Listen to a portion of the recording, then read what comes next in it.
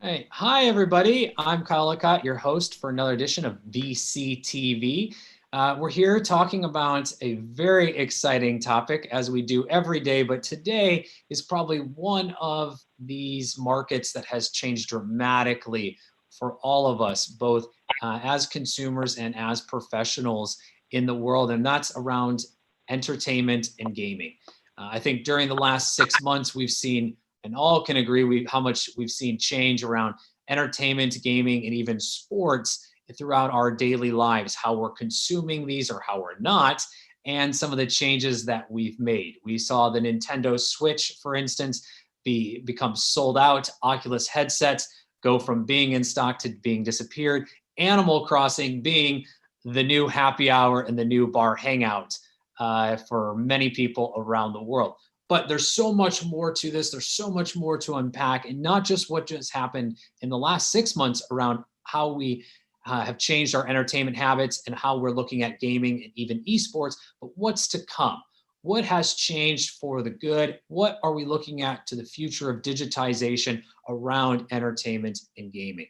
So we're going to talk a lot about that here today, and I'm very excited to be joined with an outstanding group of investors from around the world who are all making investments in these areas of, again, entertainment, gaming, and esports as well, all from around the world. But before we get to introductions, I do want to give a quick shout out to Elena and to the entire LA Token team who make this happen every single day and bring all of us together from around the world on one single platform here at VCTV. So a big shout out to them and a shout out to you, our audience. We are live, so if you do have any questions, comments, feel free to drop them in the chat. The team and I will do our best to ask them in real time. If not, we'll try to save them for the end, but all of us are available on social media 24/7, 365 for follow-up as well. And if you like today's episode, click that subscribe button down in the corner or a thumbs up to make sure that you continue to see new and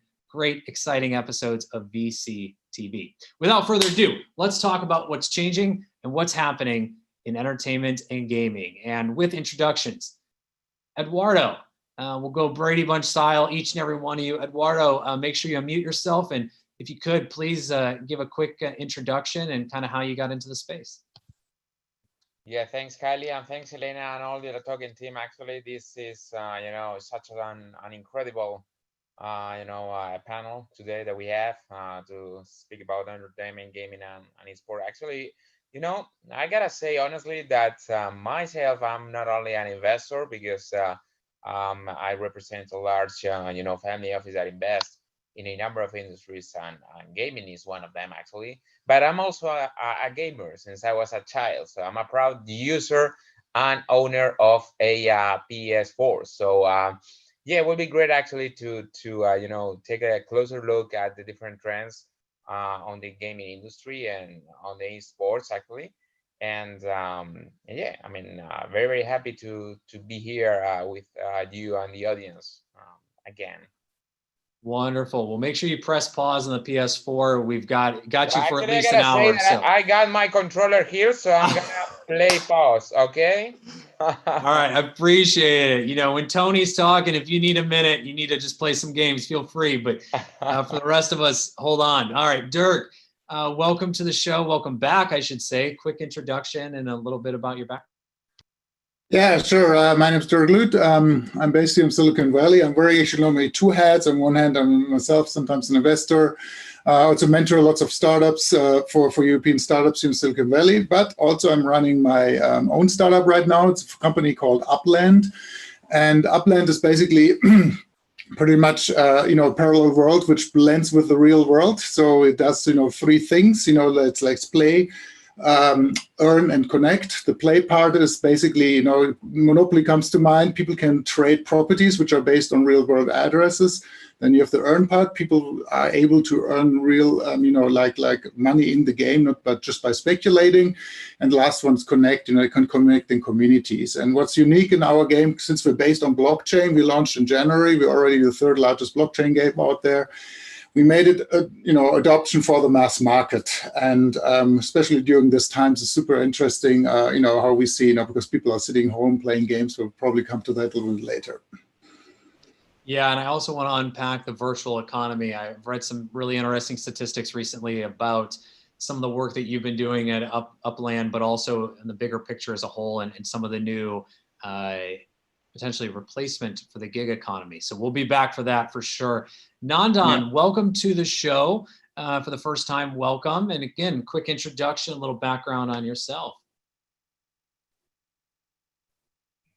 Hey, Kyle. Hey, everybody. I hope everyone's doing okay and staying safe during this pandemic.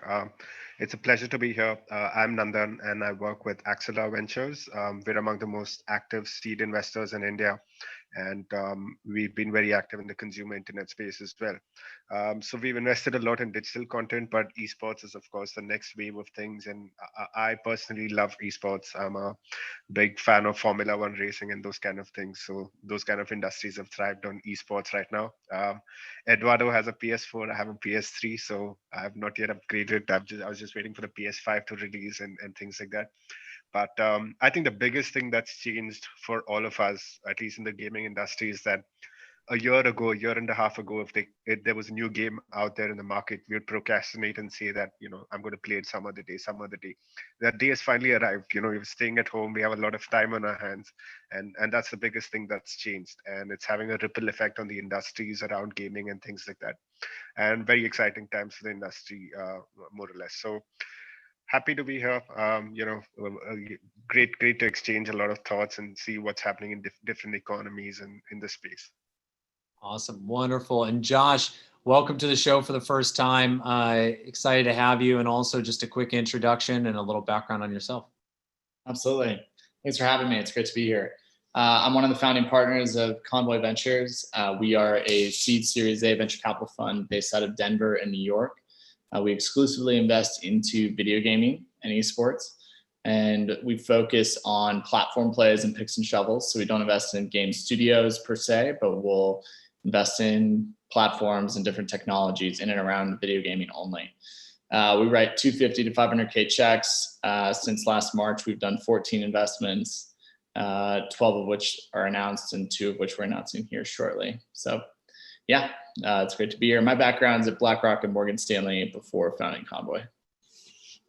Right on. Hopefully, maybe one of those announcements will slip out on today's show if we're lucky.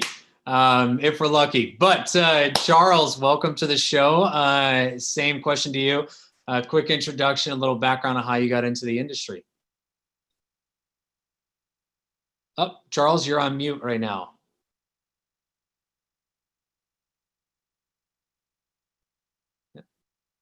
All right, Charles, we'll come back to you here in just a minute as you get ready to come on mute. Tony. There I am. Oh, Charles, there you are. All right, I can hear you loud and clear. Okay. I'm primarily an investor in I'm an investor in debt and equity deals, but I have a history of going back last century, as I say, into the movie and entertainment industry. And one of my associates, John Katzman, a producer in Hollywood, brought to me a interesting fellow that created MacGyver, the TV series. And we have engaged that, and we're going to be creating MacGyver the game, essentially a scavenger hunt with augmented reality. But of course, the pandemic, it's a little hard to do a scavenger hunt when everything is shut down. But that will be the first game we're doing. Thank God MacGyver has been renewed for another year on CBS. So we should be off and running here shortly. Wow, that's exciting. I think you just locked down at least 5 players on this episode for sure. Ready when that is. Tony even got excited. His eyes lit up with full entertainment, ready to start downloading and playing. So thank you, Charles, for joining us, Tony. Without further ado, I mean, man who needs no introduction, who I'm excited to be as a regular guest with me on these episodes of VCTV. But nonetheless, for the audience, a little background and introduction. Thank you very much, Kyle, and thank you very much for LA Token as always. My name's Tony Evans. I'm co-founder of FGC Group. We're based out of Tokyo, but global reach with investors. We specialize in helping investors get into the marketplace, but also we specialize in M&A and asset stripping of projects that have failed, and also moving the digital assets to the real world. So the gaming is something that's a very much a huge part of our portfolio, because we are bringing it to the clubs, the bars and stuff like that onto this as well in Japan, which is a huge thing. So it's something very interesting, and yeah, it's I'm looking forward to this one. It's going to be fun. It's going to be a lot of fun. So again, audience, put down Animal Crossing for just a few minutes. I promise the fish and the museum, everything will still be there. But let's dive in. So, we've brought up the keywords of entertainment, gaming. We've tossed out digital assets. So from Dirk and Tony, we've talked a little bit about, eSports as well, which is dominating things globally. And if anything has become our new source of sports media and entertainment. But I want to ask to all of you, what have you seen change in the last 6 months, and how does that impact maybe what you see going forward in the coming years? Because, as I mentioned from Dirk, I have seen statistics around the virtual economy where people are making, $25,000 up to hundreds of $1,000s a year selling digital assets. For those that don't know, on the eSports side, this is a competitive industry that's not just making, fun, people having fun playing video games, but are actually making professional type salaries and livelihoods out of this all around the world, even when they're not able to travel. And entertainment has dramatically changed, which I'll let Charles tease into because I have my own opinions about that. But, kicking us off, Josh, with all of this that I've just kind of laid up, what have you seen really change in the last 6 months leading into kind of the future of these industries? Over the last 6 months, we've seen in-app purchases on mobile go up 30%. We've seen player and viewership percentages go up about 40%. So, the entertainment time spent on video gaming industries as an entertainment sector has been truly unprecedented. I think a key thing that we highlight a lot is we're shifting from one-way media to two-way media. One-way media is TV, Netflix, Hulu, where something is coming at you. Video gaming is a two-way media entertainment form because you can actually interact with it, change it, affect it, and that is increasingly becoming more appealing to people. YouTube gaming now has more hours watched than Netflix, and Twitch has more hours watched than Hulu. And so this is a shift in the consumer behavior. And so that's huge. A second thing that we've seen is the stigma around video gaming is plummeting. Anecdotally, I have friends that would never have gamed who went out and bought a PS4 or an Xbox or a gaming PC. We used to make fun of what I used to choose to do, like on a Thursday night, right? That is no longer the case. So a shifting in consumer behavior and spending, which is really important, and then a fading stigma are probably two of the things that I would highlight. Also, another fun stat is we went from about 1.1 billion monthly active players on mobile to 1.7 billion monthly active players on mobile in April. So we're talking about an additional 500 million people monthly active. And so there's a huge shift right now across gaming, entertainment, and consumer behavior. Wow, those are pretty staggering statistics. Is there any one attribute you would attribute to that? So was it something like, as I've called out a few times now, something like the Nintendo Switch that helped bring that up? Was it mobile gaming? What have you seen maybe a little bit more specifically that could attribute to a 600,000 person growth? Million. But yeah, it's basically like, I wouldn't attribute it to one platform or necessarily one game. Those games come and go, right? So like Animal Crossing, that's awesome. We won't be talking about it in 36 months. It'll be the next game, and that's fine. That's the games industry. That's not a failure. That's actually a huge success. And so I wouldn't say it's a tribute to one game. If anything, it's probably the rise of UGC has added a couple 100 million of those people through things like Roblox and Minecraft and things like that, specifically youth. But I think that adults, playing Animal Crossing is super, super interesting as well. So I wouldn't say it's one platform that's driving that. I would say it's more time at home that's driving that. Yeah, absolutely. And Nandan, I want to come to you. So, you're a big gamer, but also this area is pretty fascinating. And you're in India. In India, I know the market there has begun to really take shape, and you're close enough around the eSports Asia circuit, and would love to just kind of hear your thoughts as well as how and what have you seen change the last 6 months? Sure. So, Kyle, like you mentioned, I think the biggest thing that's changed around esports and gaming for us, at least in the Asian economy, is stigma around it, right?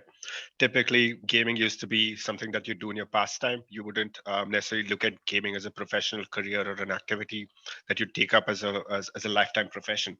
But things are changing over there. People are making salaries, upwards of $100,000, which is a massive thing over here, just by being a professional gamer or streaming games on YouTube or Twitch and having people sponsor you across those platforms.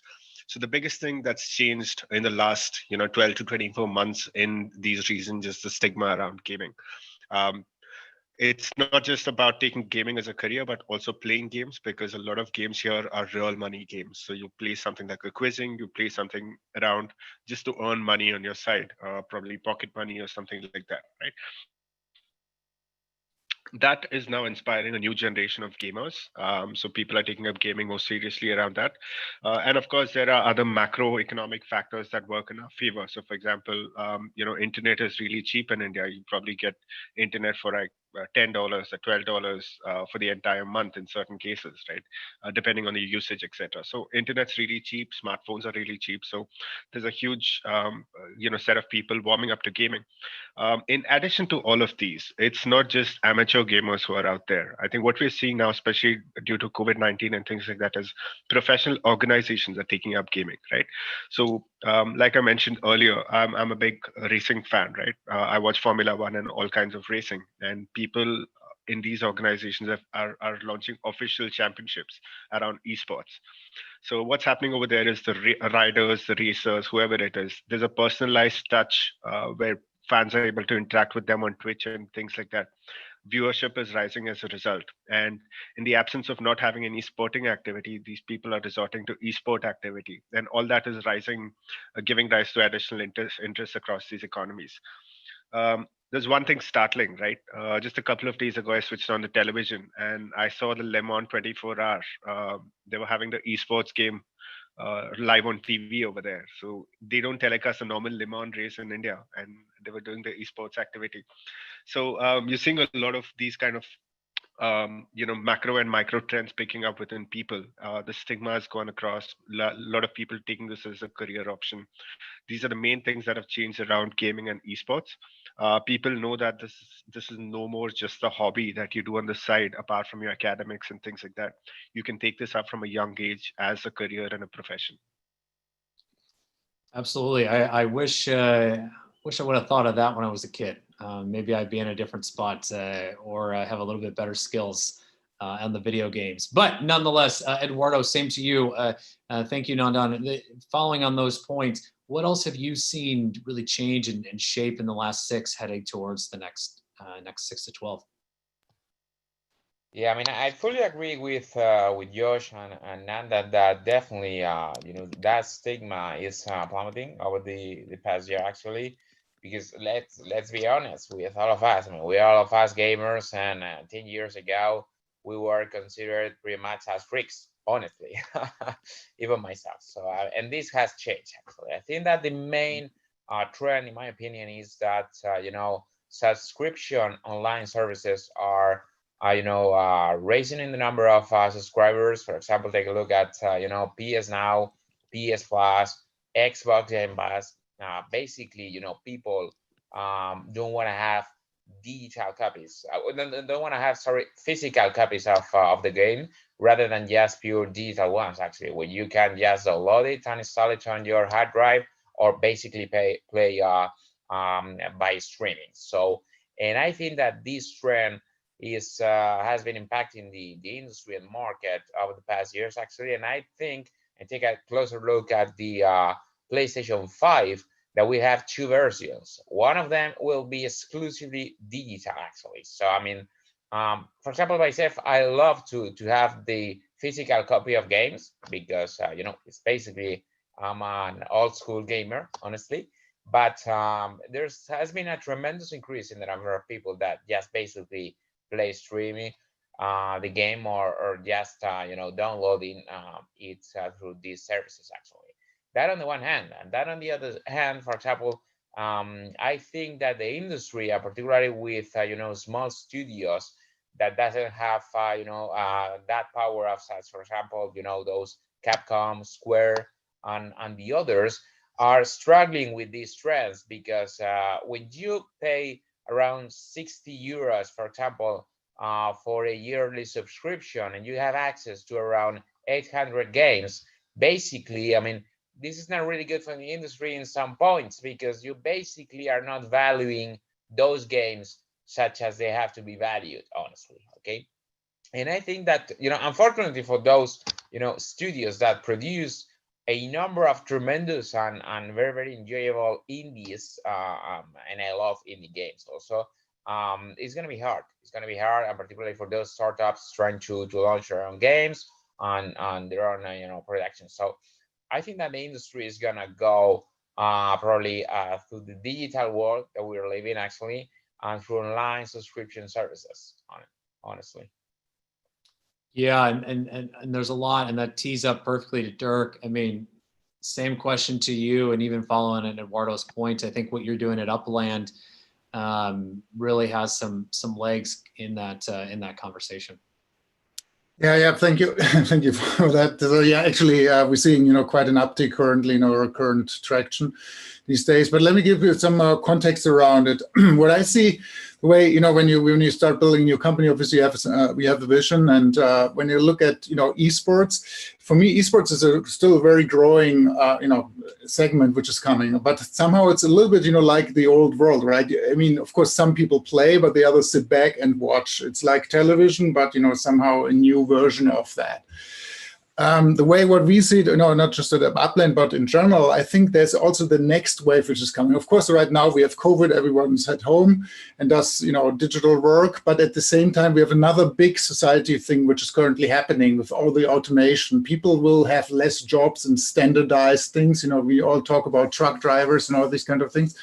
So people need to find new occupations in the future. And we always read about it that people do that when they become creative somehow, somewhere else, right? That's where people are stronger than machines in the future. And that's also how society is going to change, without deviating too much to that. But what I mean with that is I think the next wave, what we can expect, what is going to happen is it's not that people are watching others playing things, but people acting in games and actually making money or doing things in, you mentioned the gig economy before. They start, creating value in games. And that's what I think the next big wave is going to be. And, especially when you look at, blockchain technology, which allows a lot of things, to do things which weren't able before. And that's where you see new types of professions, new types of things coming up. And, particularly we at Upland, we're pursuing, we say, the real world is blending with the virtual world, and somehow you have a job maybe in the real world. Maybe you're running a nursery in the real world, but then you're running a virtual nursery where you sell digital plants to others also in the virtual world. And that's where we see what is going to come, and that's what is a big society change where we're going to live. People compared it with Matrix and all these kind of things, but I think there's a more also optimistic way of looking at things that there will be new jobs coming up. Absolutely. Well, it goes back to Josh's point, right? Instead of a one-way media, two-way media track, where instead of just consuming, we're now consuming, interacting, and maybe even arguably going a third route of now, generating, right? So producing income in some way, or revenue as well, which will be pretty exciting to see. Tony, further, you're sitting on the M&A side, but as you were talking about in Japan, I remember looking at Asia as a whole and kind of Southeast China, including Japan, and also including Japan and Korea, the opportunities that were rising around creating these virtual bars or booths where virtual headsets and virtual gaming studios existed. I mean, is this a world that we're going to continue to see? What are you seeing on your side? Furthermore, I've got a very simple human beings, we evolve. If we don't evolve, we die. Yeah, it's the same thing with industry. If you look at it from the film industry to businesses, it's evolved from certain things to now. You look at the football before; it was a non-paying. It was fun, but the thing is, it's evolved now to a professional sport. It's the same thing as Eduardo said about people having stigma about being gamers and stuff like that. So people had stigma about being in technology before. Finance people still have stigma for being in finance, but that's for another reason. But the thing is, okay, it's all about evolving with the times. And I think as the situation where people get paid and businesses is encouraging into this, I can see the next wave, as Dirk said, is going to come up. The one thing that I'm seeing here in Tokyo is that 3D could be the next wave as well, where the whole system would actually become in your around you straight away. So not with headsets, but basically in the rooms and stuff like that. There's exciting things that's happening, but the thing is, it's an exciting time, and we're in a situation where people are looking for opportunities, and opportunities is here. So. Yeah, and I think that leads us into the virtual economy. And before we get into that, I want to get Charles' take as well. So Charles, what have you seen being a veteran of the industry, both on the entertainment side and now getting into gaming? What have you seen change in the last 6 months that will potentially forever change the next 6? Well, yes, I really had a question for the group. We had planned to do our second opportunity would be a short form video integrated into a AR game, integrated into a retail industry. We picked out the cannabis industry as the first target, doing cannabis tales, but we have concern now because the short form platform, QB, has not taken off. So I'm wondering if the group has an opinion why QB hasn't taken off, and the short form entertainment for the phone, is that a still a viable alternative, or should we be looking to longer form streaming channels? So let me come back to that. First, let me get your opinions on what has changed and what's coming, because that's a great question for everybody. I think the biggest change is the shift in the entertainment industry from going to a cinema to staying at home and watching entertainment on your television and playing games. The cinema theater industry, as we know it, may be history, and that is going to change the entertainment, movie making, and everything else into a whole new world. And I'm not sure where that is going, but I have a feeling that gaming is going to be the winner of the shift. Yeah, I think you may be right. So to the group, Charles brought up a great question. And before we get into the virtual economy, and Josh, I want to come back to you around picks and shovels for the industry as well. But before we get into that, we'll just talk about short form videos as in general. I mean, we're looking at the rise of things like TikTok and Triller and Snapchat and others, where short form video has really started to take its place in waves that we may not have seen, 2 years ago, accelerating more than ever. When it comes to full-fledged entertainment, there is definitely a need for condensing content that people are looking to consume. More consumption's being done on the mobile than generally at home, as Charles mentioned, the shift from theater cinemas to our home theaters and our pocket theaters as well. So with that being said, why do you think some platforms may not be taking off around entertainment, and why others are, and including short form video? So, Tony, I want to come to you first, because as you said, we evolve or we don't. And if we don't, we get left behind. And so what are your thoughts on this? think it comes down to the whole reason of why should I do it, or why should I create content. The thing is, if somebody's going to create content for 20 seconds or a minute, then that's easy to do. And if you're going to be incentivized by getting paid for it, more people will do it, and you're going to create the ecosystem that is needed. I think it's the aspect of appealing to people of why should I do this thing, and also why should I consume this. And the situation with consumers is they want something unusual, they want something different. The mainstream media has become, it's repetitive, and it's always the same. A lot of the film industries, they're repeating old films without creating new ones. And I've got a lot of friends in Hollywood, and they said, because we know it's going to be a success. It's like, why don't you just create something new? Yeah, you've got a whole ecosystem here, and it's just an interesting part where I can see when people want to create it, but they want that short-term entertainment and then move on into something else. They want to blend entertainment to their lifestyle and not take an hour, 2 hours of the day to watch it all at once, kind of thing. I think they want a little buzz all through the day, like a coffee. So.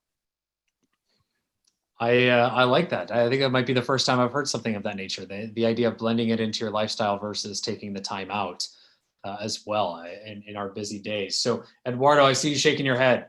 What else do you have to add on that?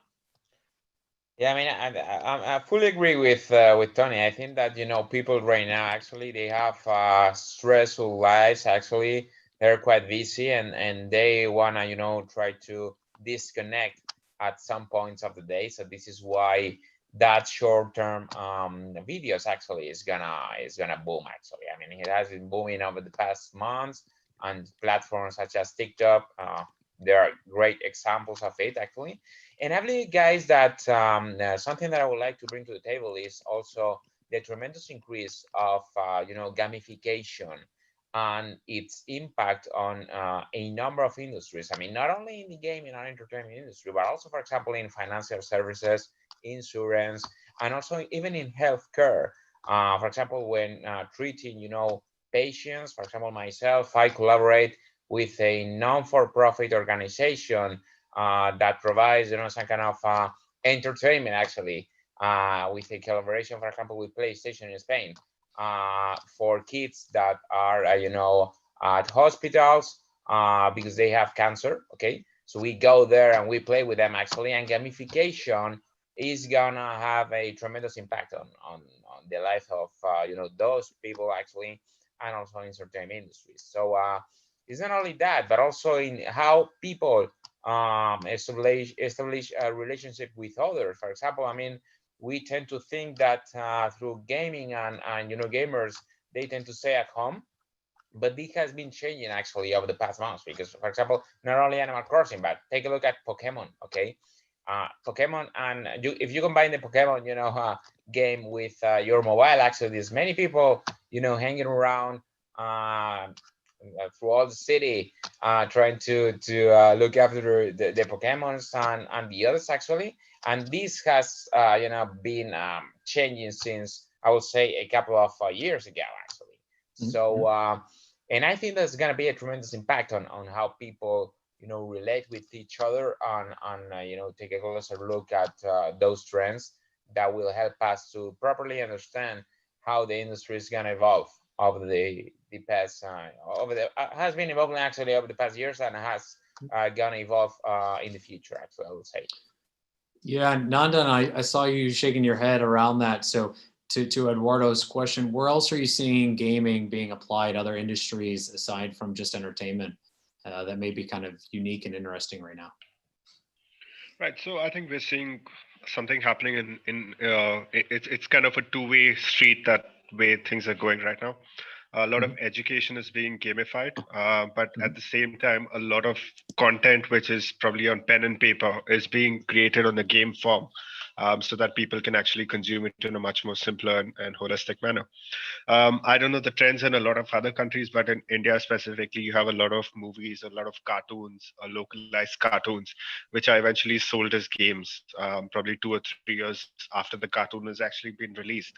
So that's a good opportunity for the rights holder or the IP holder in that specific instance to make more money than he already has just by doing the movie itself, right?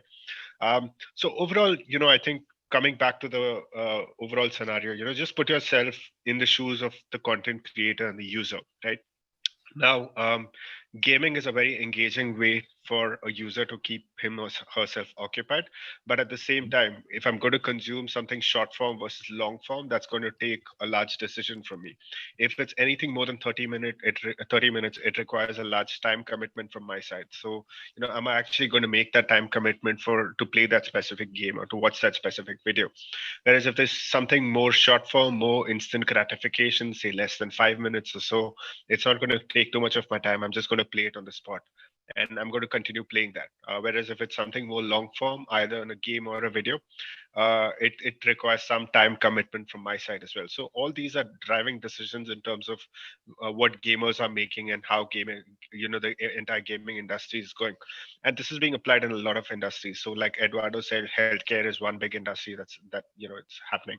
I see a lot of it happening in the HR space as well. So when new corporate employees get onboarded, a lot of it happens through gamification rather than just one-way video. Of course, education is probably one of the biggest industries. We're seeing a shift moving from textbooks, going towards virtual videos and gamified options, right?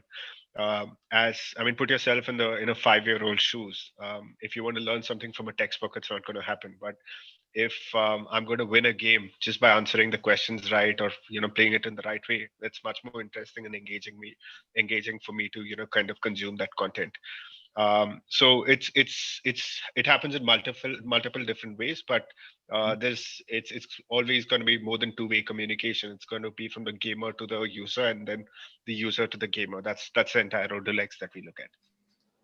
Yeah, and to that point, Josh, I want to come to you around picks and shovels. So, we've talked a few times offline about this and where you guys invest, but I think it's important to kind of bring that up right about now, because most, when they think about the infrastructure around gaming or gamification as a whole, may not really know where to start and where to think. And so, aside from just looking at something like Unity or, some type of code or just virtual environment, what are you seeing? What are the picks and shovels when it comes to gaming, to give us that frame and that context? Sure.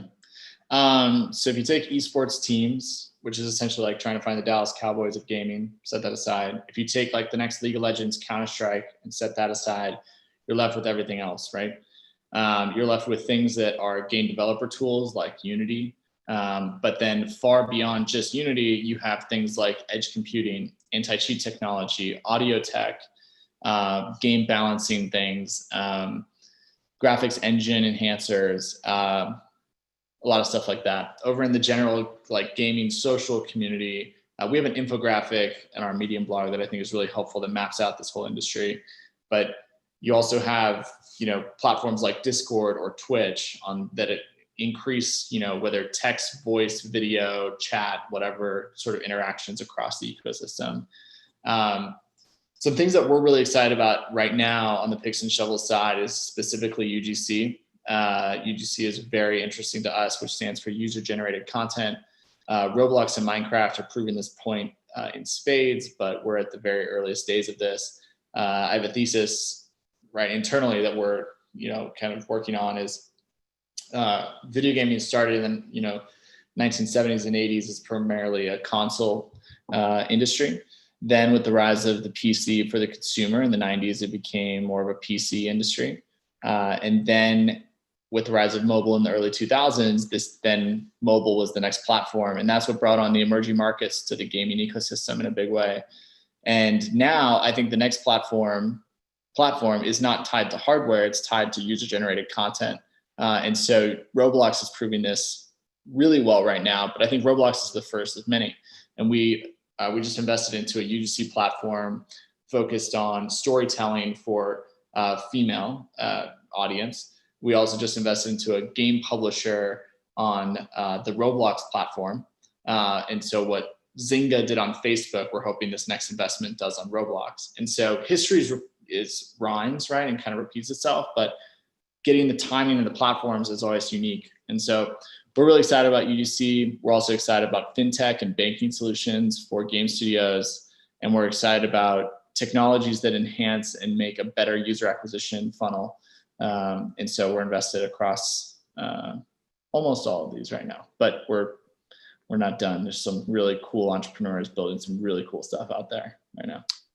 Yeah, and on that note, a few things to kind of dive into. You brought up Facebook and Zynga, along with Discord. And from a lot of the conversations I've had and also looked at as well, it seems like those are some of the early and now current drivers of almost a new social dynamic, where, you know, socially we went from interacting in person to few blips around Second Life and interacting in a virtual world, and then came back into social media.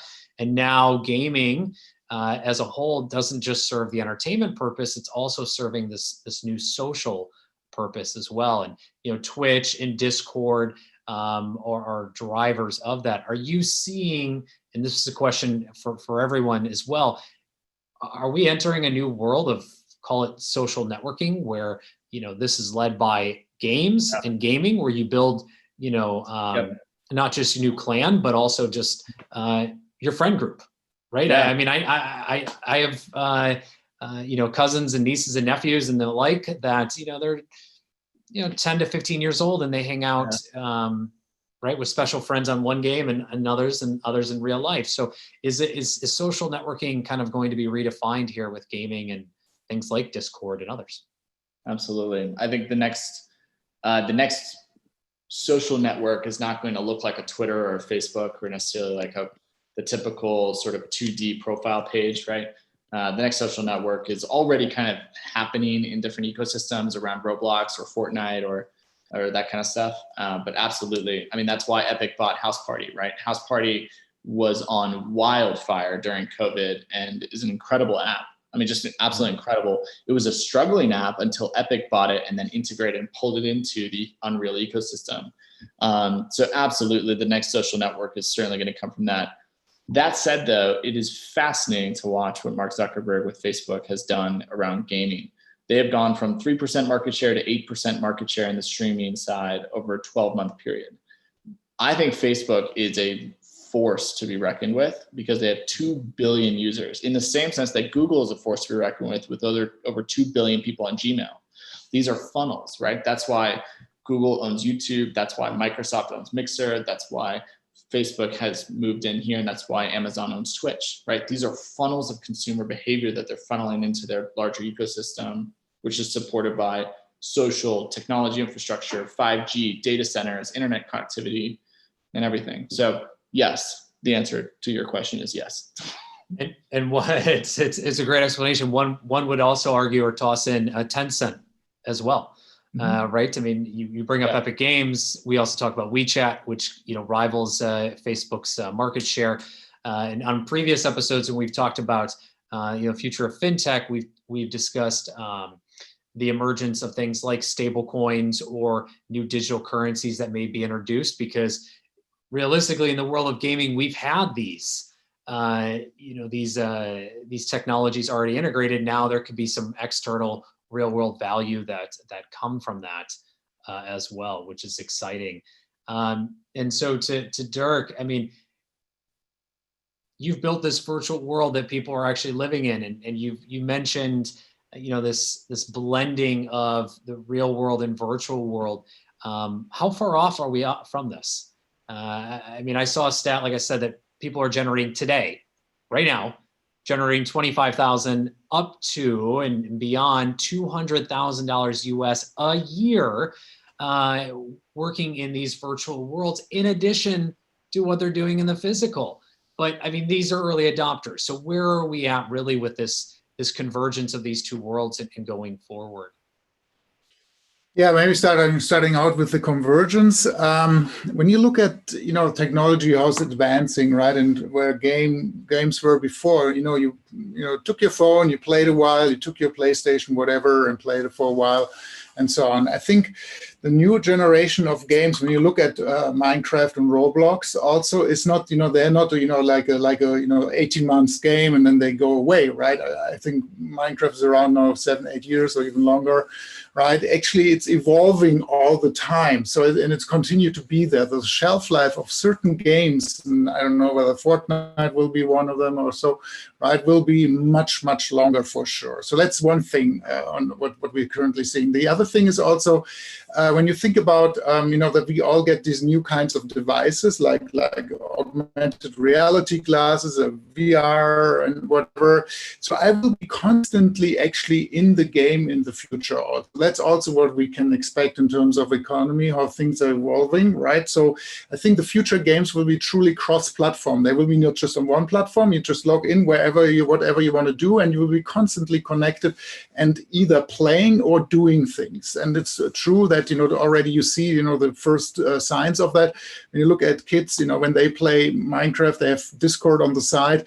They talk about school, right? They talk about teachers and whatever, right? That's social networking, and it's just a different way of doing things. So having all said that and knowing, how things are evolving, now we have those new virtual economies which are developing. And when you look at traditional game operators, they were always very close, right? Let's say, we have our game, and when you were a gamer, you started playing, and you invested lots of time, and what you did get out of it was basically the entertainment value, right? But when you spend money in it, you build a special character or whatever, actually you lost it usually. When the game operator went out of business or the game was less popular, you lost all your investments. Of course, you had the entertainment value, as I said, but you lost the investments. And that's what will change now in the future, where people will be able to extract the value to other games or to the real world or whatever they do.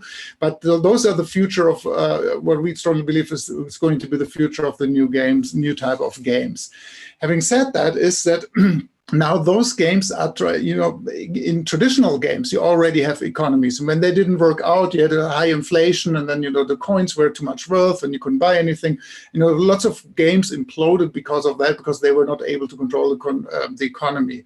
Now you have the new thing is actually now it's merging with the real economy in a certain sense. So first of all, when you're a game operator, you have to solve a lot of regulatory issues. When you want to allow people to extract the value, that means like us, we closed a deal or a partnership with Second Life, and we're going to use them in order to actually allow our players to sell their digital goods, on the marketplace in fiat currency, meaning dollars or euros, whatever, right, for to other players, right? So we're working with them in order to do that.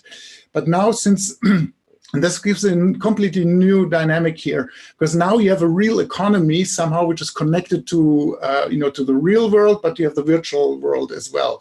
And now you have to be, and this is, lots of, PhDs in central banks, because all of a sudden you as a game operator, you become actually a central bank. You have to think about monetary policy.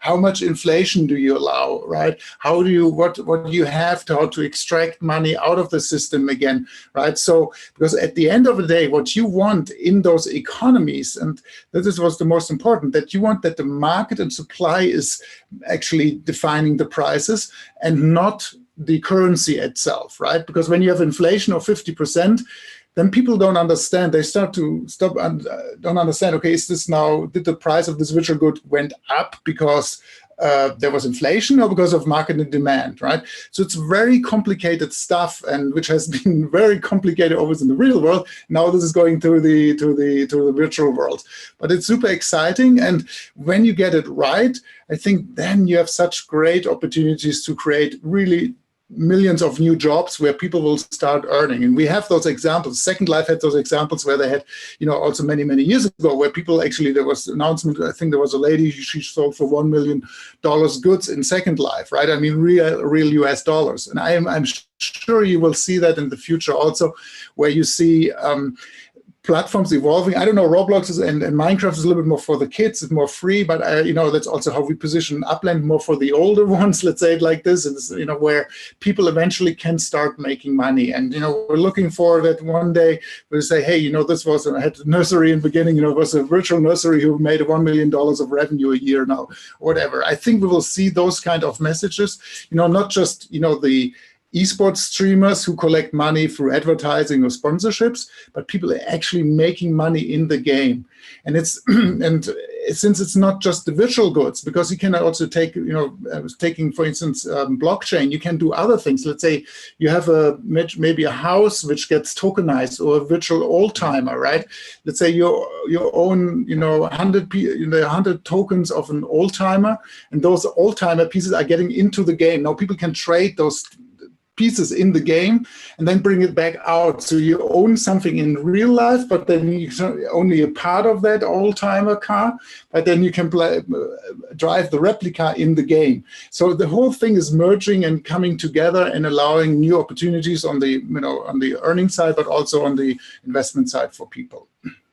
So we're this close from the oasis. We're this close from being able to live that dream world. But in all seriousness, you're right on the consumer. But let's switch it to the corporates. And to me, esports, and I've talked to Josh about this and a few others offline, is to me esports and really gaming as a whole is one of the biggest marketing opportunities ever. It is endless. To points that you and others have made, where we're seeing companies of all shapes and sizes, from the Fortune 10 to the global 5,000 index and beyond, where they are looking at doing short form videos, to Charles's point, where they're hosting live experiences in virtual worlds, where they're advertising at all age ranges and all diversities around the world. I mean, this is I can't think of a better opportunity if you're a corporate or an enterprise to really get in touch with one of the largest or the most global audiences ever. Eduardo, are you seeing anything similar to this? How are you looking at this? As I know you and Nandan both brought this up on the enterprise side.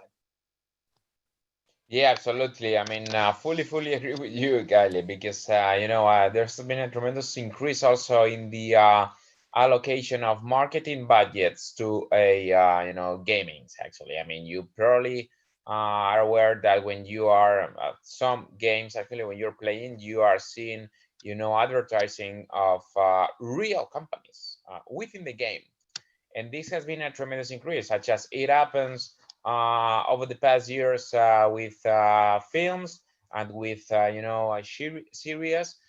It's already happening on gaming. I mean, not only the typical pop-up that will appear while you're playing, but also within the game itself. And that on the one hand, but also on the other hand, I mean, I fully agree with Dirk on the fact that there has been a tremendous increase in the number of jobs that will be created over the next years, I will say. But something that I gotta say, and I'm saying this because I got a couple of friends that are professional gamers. Actually, I gotta say that those jobs, maybe maybe people believe that, okay, these guys are getting paid around, as you said, 25 to 100K per year for just playing. Okay, but this is not reality. I mean, these guys train around 10 to 12, some cases 15 hours a day. Okay, and in order to be a professional gamer, it's a job itself, which is really hard, to be honest. I mean, because this guy have to spend a number of hours in order to participate and to have some chances to win tournaments, in which, of course, I mean, they can make not only those 100K, but also millions in some cases for winning the tournament. But that implies a number of hours of training that are really hard to carry on, actually. So, but yeah, I mean, from an investor's perspective, some of our companies, the companies that we participate, they are making a tremendous increase in their marketing budgets on gaming and games, and not only on the game itself, but also on the studios and on specific platforms in order to become more relevant in this digital world that we live in. Definitely, absolutely agree with you guys. Well, we saw MasterCard start advertising in, I believe it was Fortnite as well, leading up to one of the latest Travis Scott virtual conferences as well, or concerts, excuse me. We've done enough virtual conferences. These are concerts, a little bit more entertainment. So Charles, to you, I mean, you're now building a game, right? You're on the backside of this. So when it comes to don't worry, I'll take a long time with the question to make sure you get to the mute button. So as you're building this, are you having enterprises come to you saying, hey, we want to market, hey, we want to be a part of this into your game? Or are you seeing opportunities as well, like Dirk mentioned and Josh, of new ways to create jobs or economics for the consumers who are not just playing, but also maybe making something in the game?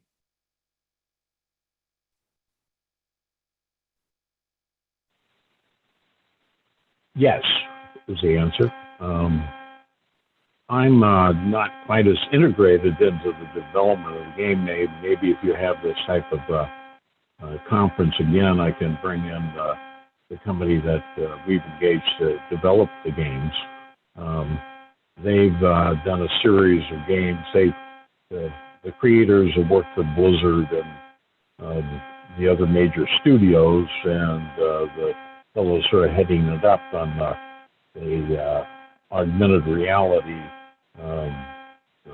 search scavenger hunt did the Stan Lee game.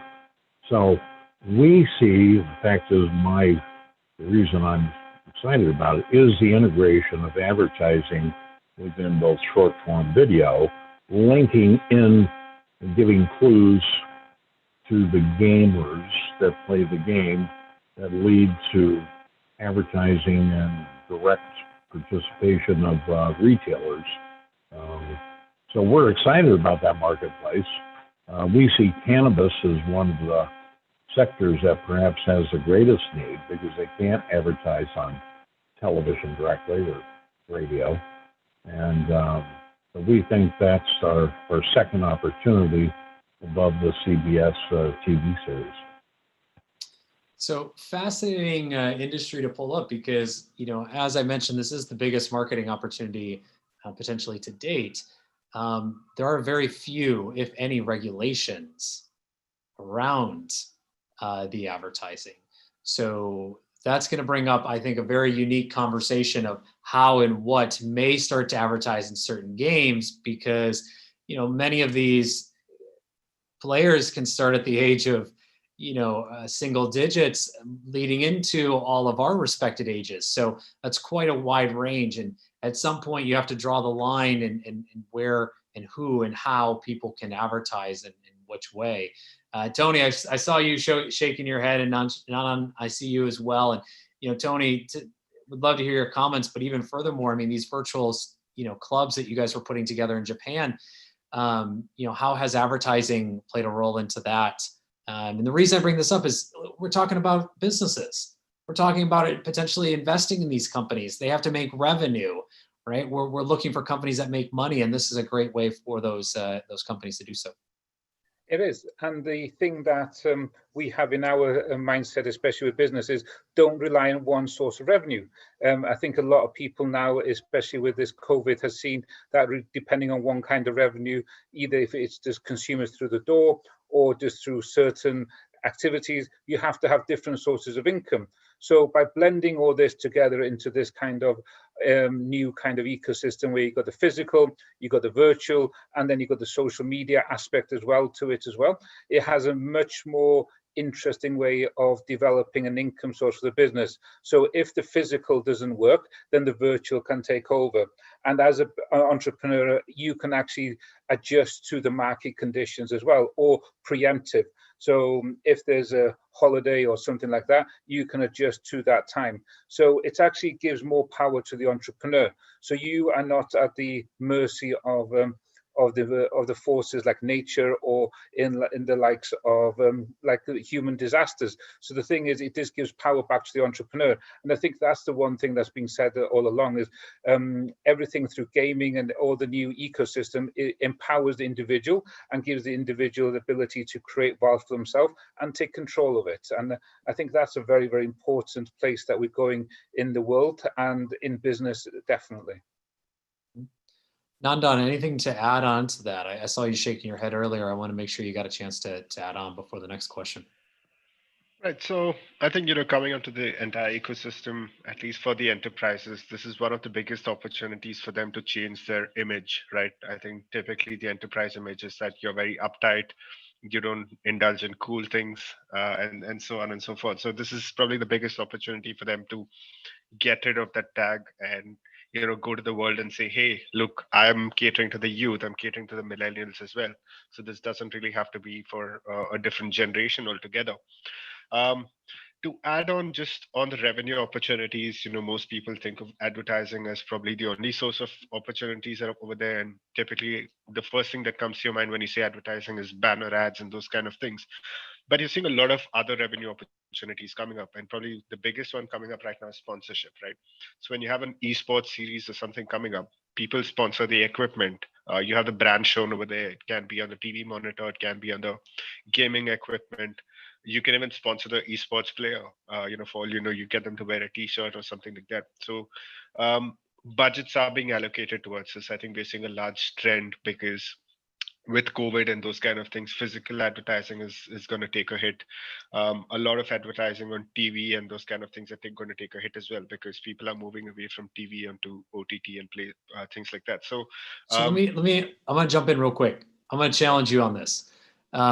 So I've been in esports for a few years. I've been a part of teams, organizations, invested, managed, etc. Are you really seeing sponsorship or the desire to sponsor and maybe a little bit more into that? And the reason I ask is many people talk about this, but not a lot of companies have jumped because they're still, I think, probably a little nervous. So when you say that you're seeing this, right? And just for those viewers, so on esports, you can sponsor or advertise at the game level, at the organization level, as Josh had mentioned earlier, as Nandan's talking about the teams and the individuals and many other opportunities. So Nandan, back to you. Are you really seeing this? And what do you think is driving people to get in now as opposed to a year ago when some of the games were at their peak and it cost, 20, 40 plus $1 million to get into these games?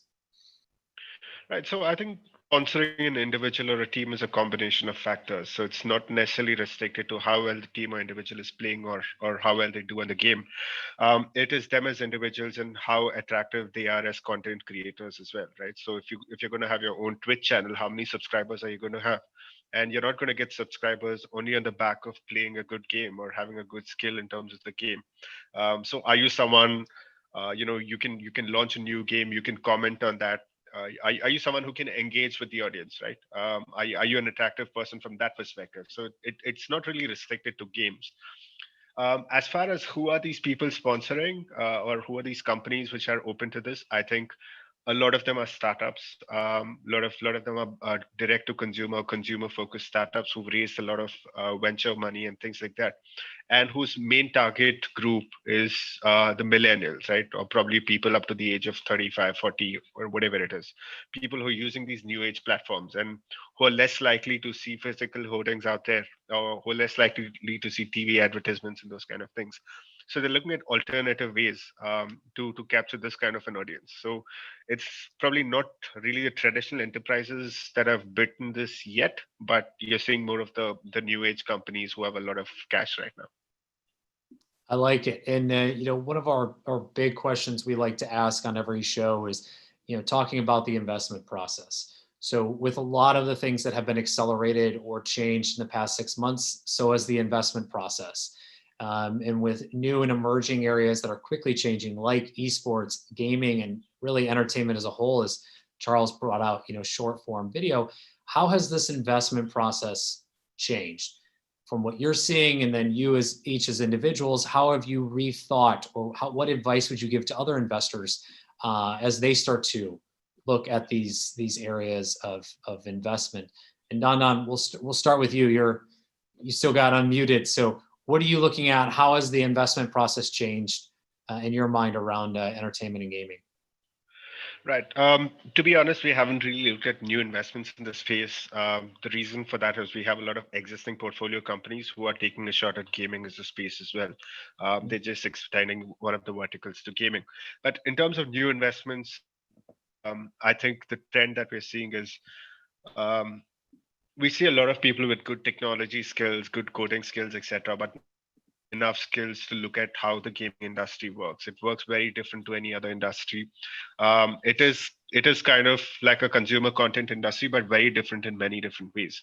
So I think it's better to back a team with who has some kind of experience in this space, either on the gaming side or some kind of social networking experience, than back a bunch of coders who are very good at coding, who can create a wonderful game, but they really don't know how the go-to market is going to work.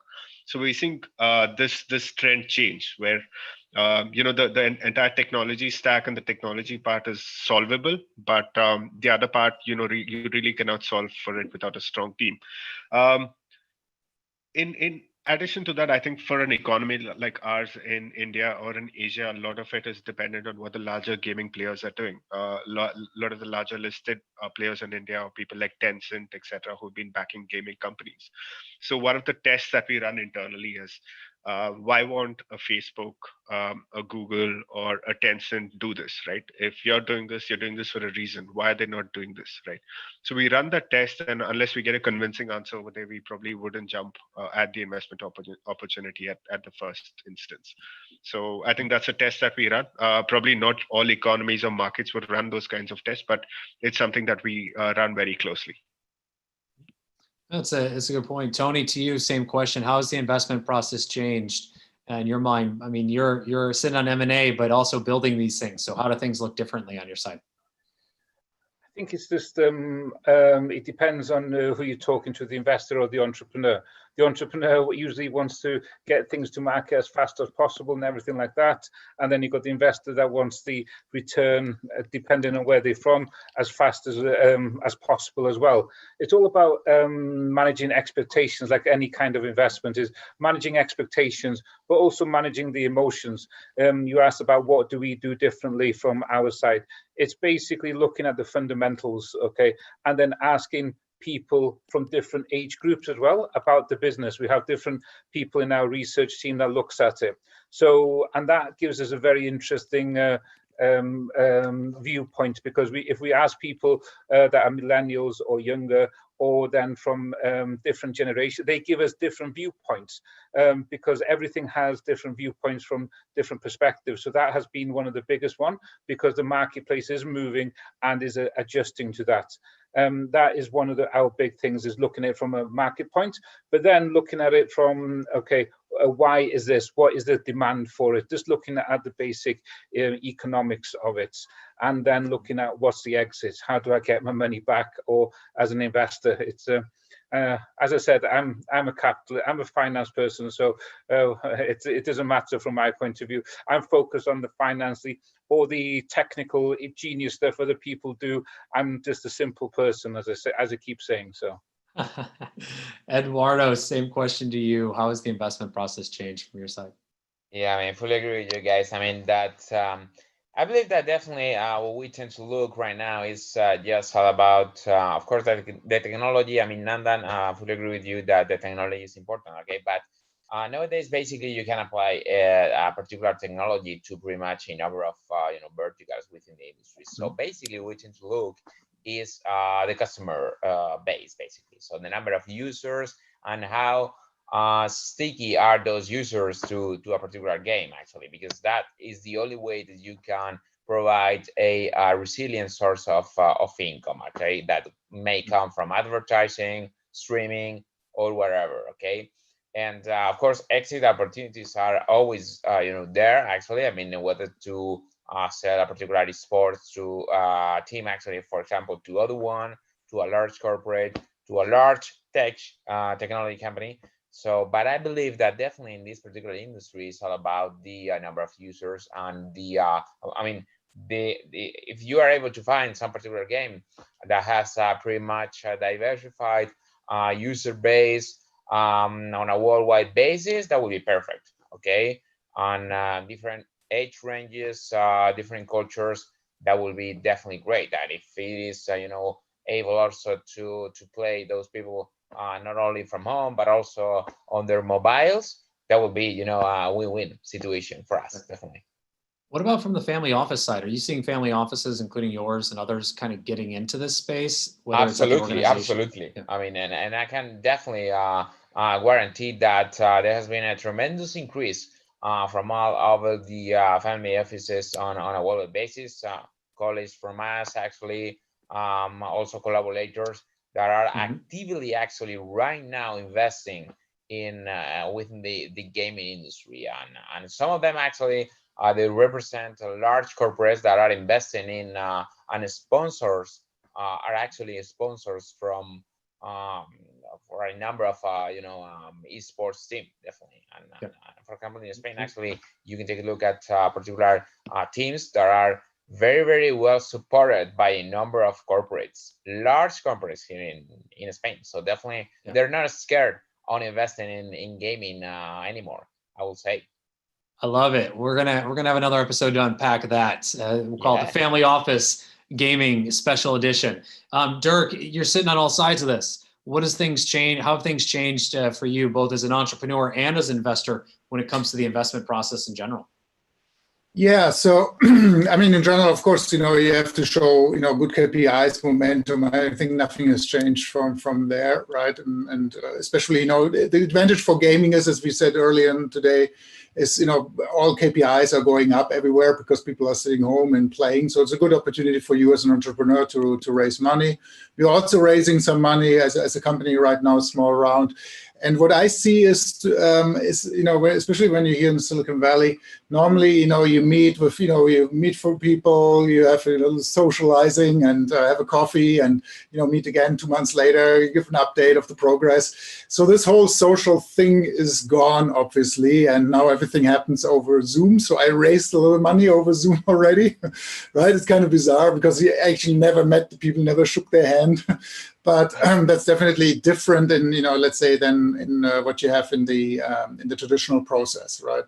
So, and I'm doing actually the same thing on the other side, right? I'm investing or helping other startups, to raise money. It's all about, this virtual information. So, but the good news is I have the feeling that people are open to do more calls than they used to be because everyone's anyways home. So it's actually a good opportunity for startups to reach out. It's still hard because you don't have those social events, like a panel discussion somewhere where you would just run into an investor or to potential company you wanted to invest in. It's just not happening, right? We have it here, right? So you have it here. 7 names, right? Yeah. But it's not like you have a coffee and talk to people. So that's definitely missing. So this is this finding someone by chance, either company or investor. That's not there at the moment, right? And that's of course a little bit tricky. So I would also be to know, right? I'm reacting much more to cold emails these days, also obviously, and I don't know, maybe share that to around. I don't know how they taking these things there. Right. Cold emails or tuning into VC TV. That's the way you find other investors. Shameless plug. Josh, same question to you. How has things changed a little bit in the past couple of months? You have a few secret deals that you won't tell us about. I've tried to trick you up to see if you'd let them slip, but you haven't. How have things changed for you around looking at companies in this space? As things are rising very quickly, what does it look like for you? Sure. For us, in 2020, we've done 5 deals. To date, we'll probably do about the same in the second half of this year. We're leading rounds, pricing rounds, taking board seats. That's kind of our involvement in these companies. The way the process has changed amidst, a more remote world is deals are just taking longer to close and to go through due diligence. Also trying to get especially at seed Series A, over 80% of that investment is really in people. And so getting a vibe for this person and whether you like them, know them, trust them, think they could manage capital, because you're not just investing in, you know, nice people, you're also investing in people you hope you can execute. So I would say just to pick a number out of a hat, instead of 6 Zoom calls before, we're doing 12. Like, I mean, we're literally doubling our process. We're doubling up our contact. We're trying to spend as much time as we can looking them in the eye, asking them hard questions, because I can't fly to LA, right? So like last year I was traveling 2 to 3 times a month, conferences, speaking, meeting with founders, and you know, that taken away is a huge blow to a people business, which is exactly what venture capital is at its core. So that's what's changed for us. Absolutely. And kind of last question as we come to closing thoughts, and Josh, I want to start with you, is what are the areas of opportunity for investment? Where should people be looking at when investing in either esports, gaming, or entertainment? What are some opportunity areas that may exist? Yeah, I would say, first off, everything in and around user-generated content is going to be huge. So that's one. Social is wrapped up into that. Game developer tools is a big one. Unreal and Unity are 15 and 20 years old, respectively. Yes, they've stayed dominant, but we're already invested into a cloud gaming engine. And so, like, you know, there are, you know, challengers to the incumbents, and it's not a winner-take-all market. And I think game developers know that. They'll use whatever's best, not whatever's most popular, and that will continue to be the case. We're also heavily invested into things around marketplaces and talent. So we're invested into a company called Ruffus. It's essentially a talent marketplace for game development. So think Upwork just for gaming. That doesn't exist yet. It exists for oil and gas. It exists for fintech. It exists for Hollywood. It exists for healthcare, but it doesn't exist for gaming. And we just led the round into the one for gaming. And so Austin and JT are fantastic founders of that company, and we're thrilled to back them. Those are a few of the types of investments we're looking for. And I think that there are many others that I'm discovering, even though I do this with 110% of my time. There's incredible founders building incredible companies, and I'm discovering them. Like right after this call, I have a brainwave technology company in gaming. I mean, just some crazy stuff going on here. So I'm very excited for that call. Wow. All right. Excited to bring you back and dive a little deeper after that call to hear where that goes. But guys, we want to close up as we've got our next episode of VCTV coming up here in just a few minutes. So Eduardo, quick closing thoughts. You know the drill, and where everyone can find you online. Yeah, sure. I mean, you can find me online on LinkedIn, and also, of course, I mean, for all those gamers, you can find me on PS Now, actually. So feel free to send me a message.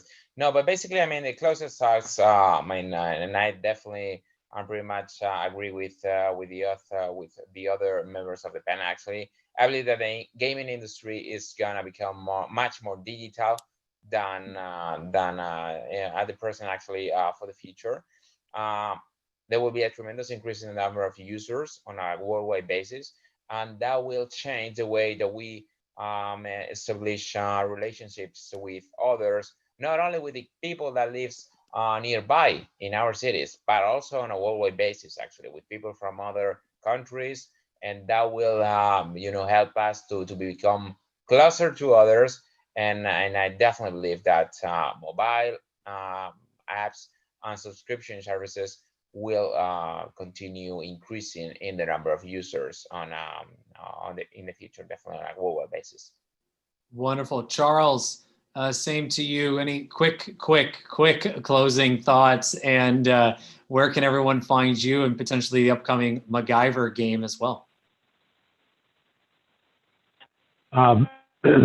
I think it's going to be an exciting next 6 months as the market opens up. Orange County, where I office and reside, is almost fully open right now. So I have usually events, and that's how I meet my investors. Of course, that's been totally cut off. and I use broker-dealers, and most of them are hiding somewhere in New York. So I'm looking forward to an exciting 6 months. I'm on LinkedIn, and my company is Comanche Capital Partners. So Charles Troy Hayes, LinkedIn, probably can find me. Wonderful. Thank you. Nandan, where can everyone find you? And a quick closing thought, super quick. Yeah, I'm on LinkedIn like everyone else. So I think Josh pretty much covered all the sectors that all of us are looking forward to investing in. But to add an angle to it for us perspective, I think emerging markets, the general trend in emerging markets has been to develop tools at a low cost and sell it to more developed markets at market price, right? You take advantage of the arbitrage over there. So we're seeing a lot of opportunities emerging in those kind of themes in the infrastructure side. We're seeing a lot of it in the low code and no code gaming development platform side of things, etc. So a lot of things to look forward to the emerging markets as well, but predominantly taking advantage of the cost arbitrage. Wonderful. Tony, same to you. Thanks. Yes, I think everybody's gone over everything, and I know time's against us. I think it's just an interesting time. The other place I see the huge opportunity is from the physical world becoming more to the digital side of it, and I mean that from all kinds of clubs, bars, anything like that. Any kind of the old school entertainment, not the digital side, but the old school kind of entertainment. I think that's going to be the next one to bring this into the ecosystem, because I think it's an interesting time. Huge investment opportunities, and that's it. It's life's a game. Yeah, it's now becoming digital as well, so it's a nice thing to do. So we play to win. Thanks, Kyle. The convergence. Thank you, Tony, as well. Dirk, to you. Quick thoughts, and where can everyone find you? Yeah, so you said play to win. We say basically play to earn or play to own. That's our thing. So the idea is basically that we're a blockchain game, and blockchain is kind of niche still. But the way we build Upland, we're looking forward to really conquer the mass market Q4, Q1 next year. So that's our big objective with Upland. You find upland.me is our URL, and you find me either, of course, on LinkedIn or on Telegram, Dirk Luet. That's where you can ping me directly as well. Wonderful. And Josh, close us out. Closing thoughts, and where can everyone find you? Yeah, thanks for having us all on this today, Kyle. Really appreciate it. And then, for us, we're just investing in the infrastructure of video gaming. That's our entire focus. People can find us on Medium, Convoy, Medium blog. You can also see our website with our portfolio to learn more about what we're interested in.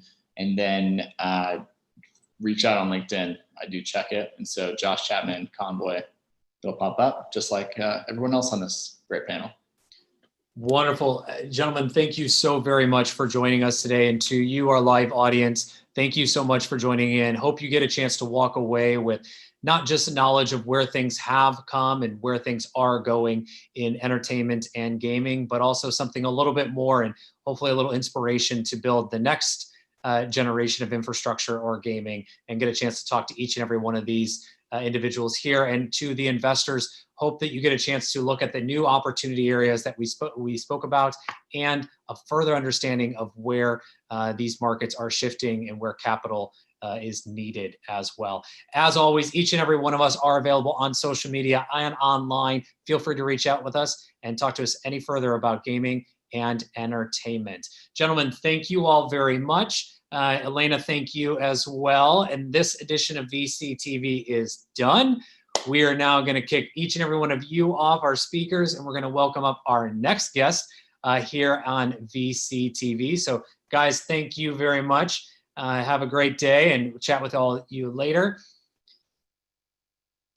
Hi, everybody. I'm Kyle Ellicott. Welcome back to another edition of VCTV. We're here to continue our ongoing conversations as we do every single day about the latest in various markets and technologies, not just the technologies themselves, but technologies that are driving these various marketplaces.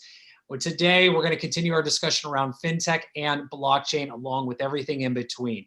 And I'm joined very excitedly with Alex, the co-founder of blockchain at UCLA, who is going to give us a full presentation and keynote discussion as to what's happening in this ever-changing world of blockchain. Alex, welcome to the show. Kyle, it's a pleasure. Can you hear me? Loud and clear. Oh, fantastic. I had some initial issues with Zoom, but I think now it's all working. No Fantastic. worries. Thanks so much for having me. It's always a pleasure to participate in this event. I know personally some of the previous panelists. Tony, if you're still on the line, great to see you. Look forward to seeing you in Asia next time planes are allowed to fly across the ocean. But yeah, my name is Alex Nascimento, and like you mentioned, I co-founded the blockchain lab at UCLA, which today is a student-led organization with over 400 students. It's named Blockchain at UCLA, as it was also a sister group of the original blockchain at Berkeley, which now has spawned all over the country. I have been teaching at UCLA for a little bit over a decade now, always in tech and strategy. And then in 2017, UCLA decided to put an effort out, as it is a school that was quintessential in the development of the internet. And therefore, we thought it was crucial for us to also have a curriculum.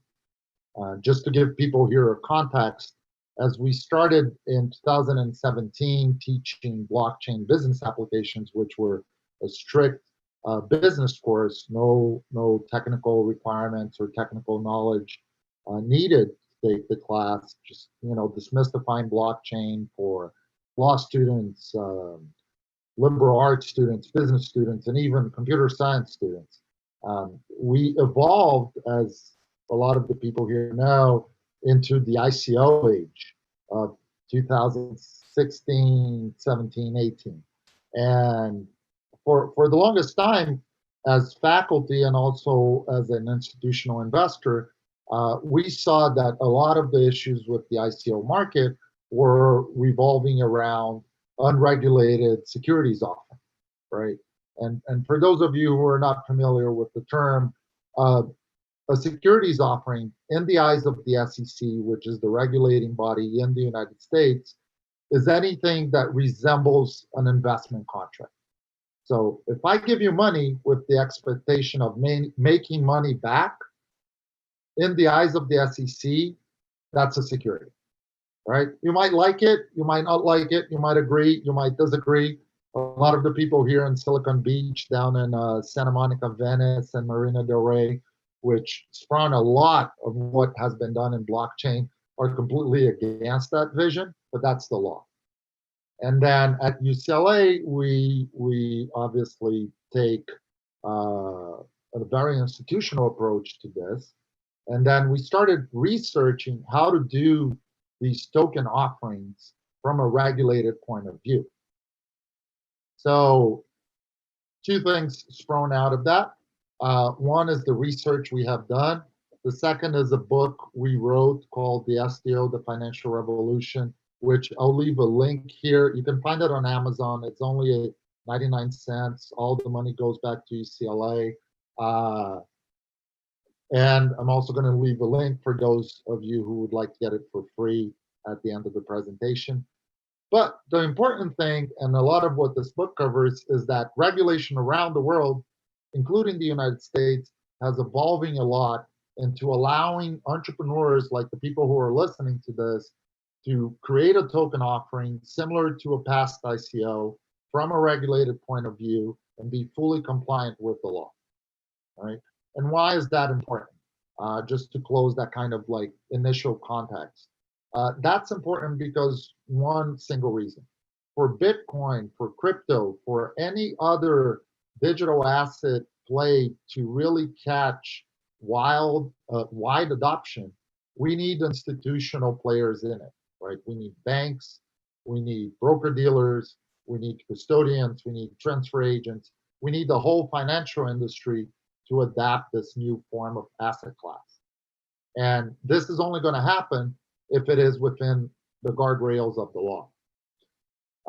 And as I go around, well, pre-COVID, now I'm only staying here in my office. But as I go around, or as I went around the world talking about this, people would ask me why everybody kind of like sits and wait until the SEC says yay or nay, right? And that's the very simple reason. The US market commands about 40% of the global trades of equity and bonds. If you are a private equity, a VC firm, a bank, a wealth management advisor, like any institutional player in the ecosystem of the world, you want to participate in that 40% of the market. So therefore, you're looking at the SEC to see, are these guys going to shut down this industry and this asset class, or they're going to let it rise, right? And that's a little bit about what I'm going to talk here today is how can you do this? How can you raise money on the blockchain via a token offering from a regulated perspective? You don't need to be compliant with the SEC if you're not going to sell your token to US investors. But if you want to sell to US investors, I'm going to show you how. And it's not only in the US, there are friendly regulations in Cayman, in Singapore, in Thailand, in the UK, all over the world. This is really real. So let me just go here to my application here. Sure. As you're pulling that up, to everyone at home watching, as Alex said, he'll drop us a link and we'll make sure that gets out onto the comment section of the stream afterwards. So do not fear. We'll make sure that everyone sees that. All right, Alex, we can see your screen. I know you're about to put in presentation mode, but it's all you. Okay, fantastic. Okay, I hope you guys see the screen. Yep. Let me do file, view, full screen mode. Should that be it? Okay, is it in full screen? I guess it is. It looks like it's might be delayed, but it looks like it's we can see the slide, not in full screen mode, but we can see the full slide. Okay. So let me just remove from full screen mode so that it doesn't go into too much of a delay. But here, so here's what we're going to talk about, right? I'm sure that a lot of people here know how smart contracts work, but this is me again. You know, aside from teaching at UCLA, I run this investment and blockchain advisory firm called 7cc Blockchain Investments out of here, Santa Monica, California. So this is the book. You can get it for free here at the stofinancialrevolution.com, and you can use the promo code STObook-LA token, and you can get it for free, or you can go on Amazon and get it for $1. On my private side, we work with a lot of security token offerings, which are, again, regulated ICOs or regulated token offerings. We provide education and research, and we advise companies in this space. Little disclaimer that my legal counsel makes me do all the time. I'm not a lawyer. This is not legal advice. Go get your own lawyer. You need one. A good securities lawyer, please.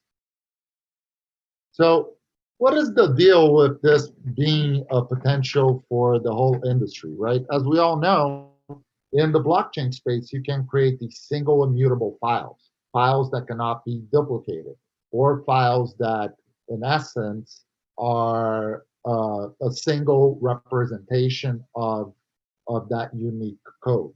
So if you mirror that into the financial world, I can create a contract where you own a share, or you own a dividend, or you own a swap or receivable, any kind of investment contract I can create in that single immutable file. And then the owner of that token, of that file, is the person that is going to receive the benefits of that investment contract. So that's why the blockchain is so revolutionary for all financial institutions, because you can significantly automate your entire paperwork process, which most banks spend billions of dollars doing so for back office costs. Like Goldman Sachs a few years ago released a research saying that they spent about $10 billion a year, billion with a B, on back office costs. So this is a big deal, right? For those of you who don't know how a smart contract works, but they are software automation processes that self-execute the clauses of a traditional contract. So in the purchase of a home, I would find a seller and a buyer of a home. Those two people would sign into a digital contract. That contract would self-execute the transfer of money and the transfer of the deed, and also updated with the local courthouse, and do the clearing and settlement in an automated form. Today, you need all these middlemen to do that in paper and pen, and that's why you keep hearing that blockchain eliminates the intermediary, because all the work that's being done by a middleman could be done by a smart contract or by a computer. Right? So, like I said, in late 2017, early 2018, to be very precisely, first quarter of 2018, the SEC dropped the hammer on all these ICOs, or initial coin offerings that were selling utility tokens on the web, and said, if you're selling this to an American, or marketing, or worse, marketing it to an American, you are committing securities fraud, right? And just for the people here who are not so familiar with the blockchain and crypto industry, a utility token was all these coin offerings that promised a token that you could have access to a new blockchain platform. And a security token, in the eyes of the SEC, should be anything that resembles or reflects an investment contract, right? And if it's an investment contract, then it should be subject to federal regulations. So the metaphor I like to use here is, for those of you who are a little bit old enough and remember Disney dollars were utility tokens, right? They could only be used at the Disney parks, and it would give you access to the roller coaster, to buying hamburgers, to taking a photo with Mickey and Minnie, and all these fun stuff that the park allowed you to have access to. And then the security token, and the flip side would be, can I buy some Disney stock, right? Can I be a shareholder on the Walt Disney Company? And that's the clear distinction here of what we see utility tokens versus security tokens. If we go to a book definition, right? A security is a fungible, negotiable financial instrument with some type of monetary value and rights to ownership. So if you think about that, it's purely like any kind of investment contract. And the SEC doesn't have like one test. It has like a handful of tests, which you would have a really hard time trying to fit any kind of swap contract. The swap, I mean, like I give you something and I expect something in return. Aside from like just having access to a platform, that would not be considered a security. And that was a lot of what we saw early on from the market, and the reason why we dedicated all our resources to researching security tokens and how this would significantly impact the financial industry. So a security token works seamlessly like this, right? A company, that being a small, medium enterprise, a large corporation, a publicly traded, or even a startup, right? Let's use here your local pizzeria example, right? Your local pizzeria wants to expand and open new shops across town. That local pizzeria could issue a token, right? Number one there, and those tokens could be representing shared ownership or voting rights into the governance of the pizzeria chain, or dividends, right? So then you would market and sell these tokens just like it happened in the ICO days, to investors that would purchase these tokens around the world. Every transaction would be recorded on a blockchain. You would know who your token holders are and who do they sell it to, if they want to transfer it, if they want to sell it on the secondary market. And then the company would automatically determine the dividends and the payments through these smart contracts that would be paid out to all the token holders, right? And that's the beauty of it here, because if you have 5, 6, 10 pizzerias, you don't have scale enough to run this back office, to hire people, to hire accountants that are going to make these contracts, that are going to keep your cap table. Like now you have 5,000 shareholders who all invested $50. Like there's no way you're going to be able to finance a back office for 5,000 shareholders with 5 pizzerias. But with smart contracts and security tokens, you potentially could. So some of the things that we've been, as a company, advising clients into tokenizing into security tokens and offering these in multiple platforms that are available around the world are real estate. Real estate is a really low-hanging fruit, one of the first cases to come out in the security token market. Some of the people here might be familiar with the tokenization of the Ritz Hotel in Aspen, very prime real estate.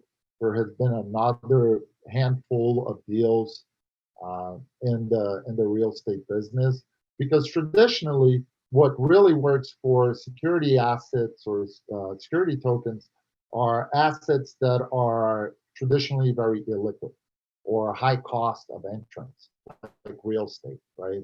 How are you going to manage like the fractionalization of a office building in downtown Santa Monica between 5,000 clients? You're not, right? On pen and paper, you're going to have to find 10 clients that put up the money. But if you could fractionalize it through an STO, you could offer to the retail investors who could put up $100, $1,000, $500 each month. Startups are another one, and a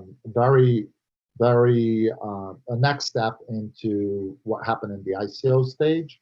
You can now raise money for your startup via STOs. Mature companies can do that, right? You don't need to be a small company. Energy, we've been working with different energy plants that tokenize their future energy production. There are more exotic funds that are playing with art. I know a very well-known fund here in the LA market. They're based in LA, Wave Financial. Great guys over there. Shout out to Ben Tsai, the president, who's doing a fantastic work. Tom Lombardi also teaches at Pepperdine. They're doing a tokenization of a whiskey fund. So you can buy barrels of whiskey, tokenize it, and fractionalize it, right?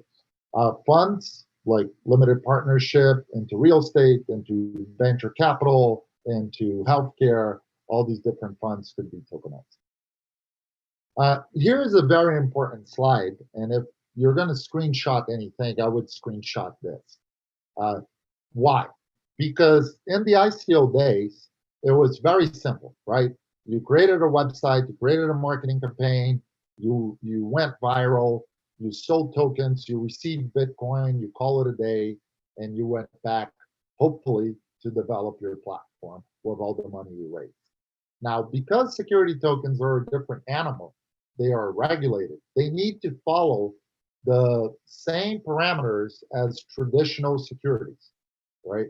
They need to have the players and the infrastructure that the current ecosystem requires from institutional grade products or regulated products. All right, so a couple of here highlight notes on this. First, you need a custodian, right, to hold or to mitigate that third-party risk of holding the security. So some of the custody solutions that are available in the market, Prime Trust is a great one. BitGo is another one. Coinbase also does it. Then you need someone that's going to create that token, or essentially get what would be in a paper and pen contract and transform it into a file, a single immutable file on the blockchain. Polymath is a big supporter of our book, does a fantastic work, has an entire infrastructure of creating these security token files and contracts. Highly recommend checking out their ERC 1400 protocol, which is on the Ethereum network, and their new product called Polymesh, which is just fantastic from a tech point of view. You're also going to need broker dealers, because in the United States, you need to have a license to sell securities. So one of the things I used to do in 2017 is to go around conferences where I saw a lot of my students, and these youngsters were doing bounties. And for those of you who remember bounty programs, where you promote my token offering and I'll give you a kickback, a commission, right? You can't do that. That's in the US, that's straight up securities fraud. You need a license to sell securities to the general public or to promote them. And therefore, you need to find some broker dealers. Coinbase is one. Propeller, who became Atomic, is another one. Then you also need good legal services to provide all these documents and all the paperwork and to validate all your marketing material. Fisher and Broyles, Mark Byron, Adam Attinger from Fisher and Broyles are one of the best in class in the industry. Highly recommend checking them out. Happy to make an introduction if anyone is looking for a securities lawyer or corporate lawyer. These guys are some of the best. Then you're going to have to list your token on a trading platform so that you have the ability to trade. There are a series of trading platforms popping all over the world. We've been checking them extensively. We have relationship with the most important ones. Our goal as a company is to help clients do cross-border transactions of security tokens. T0 is, in my eyes, Saum and Solomon from T0 are probably going to be the biggest trading platform in the United States. They already account for more than half of the volume in the United States, and they're poised to continually to grow. And then you have KYC and verification of investors, KYC AML services, which are required for you to transact, right? NatKey, Verify Investor are some of the players in that space. So you need this ecosystem, and you need these service providers to help you issue a regulated securities. And what are some of the benefits of these of issuing a security token, right? Cost reduction, much faster settlement and automated compliance. You technically are scratching all the costs of your back office. You could do automated revenue sharing and dividend payment. This really shocks people when I go to foreign countries and I tell, well, everyone here knows that the US is all built on small businesses, right? And obviously large corporations. But there's only about 3,000 companies in the entire United States that pay dividends to their shareholders. And why is that? That's because it costs a lot of money and it's a lot of paperwork to pay dividends, especially if you're going to pay dividends on a quarterly basis. Like every 3 months, you have to run all these numbers again, send checks to everyone, make payments, make sure that you're sending it to the right place. It's a mountain of work and a mountain of paperwork. And this all can be automated through security tokens. Startup fundraising can be done through security tokens, can be done through equity crowdfunding, and as well as providing token holders with a much lower risk of redemption, right? So now if I'm a member of Tecos Angels, which is probably the largest angel investment group in the US here in Southern California. Originally, if you invest in a startup and you want to get out of that investment, you need to find someone else who's going to buy your token, buy your shares, right? And that's not necessarily liquid. Or if you are part of a fund, then you're going to probably be penalized with a lot of fees by doing early redemptions, and you're going to have an issue with talking to your general partners. But security tokens allow you to have the secondary market, right, where you could trade security tokens. Remember, again, these are all single immutable files.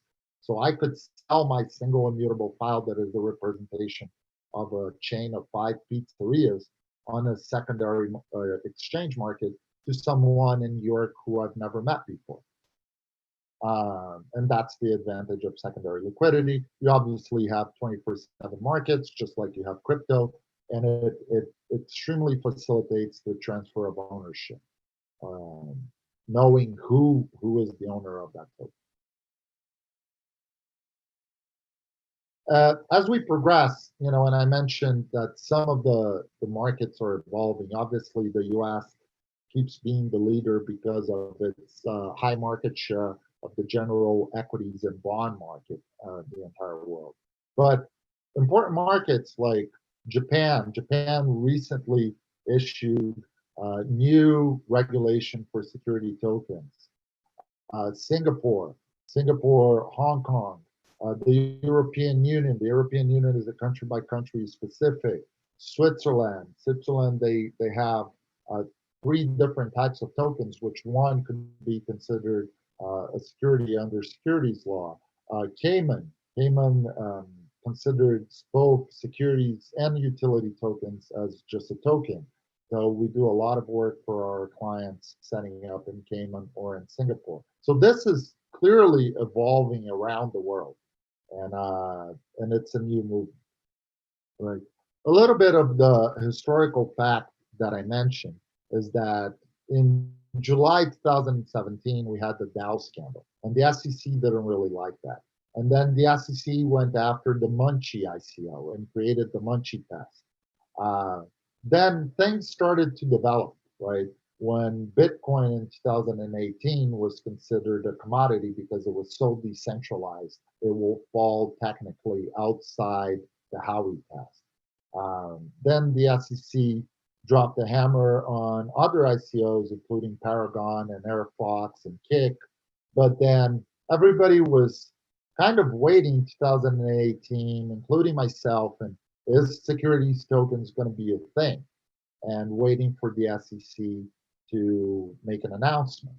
And the interesting part here, and this is a segue into another part of our conversation, is that in July 2019, the SEC not only approved one, but approved 2 public token offerings. This means you could sell a token to anywhere to anyone in the U.S., right? Regardless of them being an accredited or a retail investor with small check size or big check size. And then it continued to evolve, the industry, as in November 2019, Ethereum was classified as a commodity, but then if it would move to proof of stake, it could be potential security. And then Polymath released their Polymash white paper, which is an advent into creating this unique one standard of token for the security token world. There's a lot of problems and opportunities in this space, but again, just to remind everyone, there's still lack of liquidity as the market is in its infancy stage. So we need more STO issuing platforms and a common standard. But if we think about it, we have 70 trillion in global equities, 92 trillion in bonds, and 4.1 billion people in the internet, right? So this is a revolution from a point of allowing these 4.1 billion people to have access to investment opportunities, especially in a market of decreasing interest rates. If you don't believe me, here are a few of the news. T0 is opening their platform to the wider audience, becoming one of the biggest trading platforms in the world. Liquify joins Amazon Web Services to provide real asset tokenization. Yesterday, I just read that Vanguard, one of the most well-respected wealth management firms in the world, is creating their own asset-backed security token platform. The Brazilian bank BTG Pactual, who's a big supporter of our book and a big contributor to the space, plans to tokenize $1 billion in partnerships. There is definitely a wide variety of movement of institutional players into the space. And here's just a little bit of a timeline. We saw in February 2019 investment banks like Julius Baer supporting crypto clients. We just saw JP Morgan Chase, who initially said that Bitcoin was a joke, not to use another word, onboarding Coinbase and Gemini as clients. The Chicago Mercantile Exchange futures contract for Bitcoin has surpassed the daily volume of trade of Bitcoin. So people are betting in its future, which significantly decreases volatility. Fidelity Digital Assets, one of the biggest players in the space, has been working on their product, institutional grade product, since 2014. Pension funds are investing in this. Bakkt, which is a solution for cryptocurrencies created by the New York Stock Exchange, is in full-fledged offering. NASDAQ has a security token 0 to 100 platform. Silvergate Bank, which is a crypto-friendly bank, is now traded on the New York Exchange. And foundations like the Tesla Foundations are given grants of $37 million to develop the ecosystem.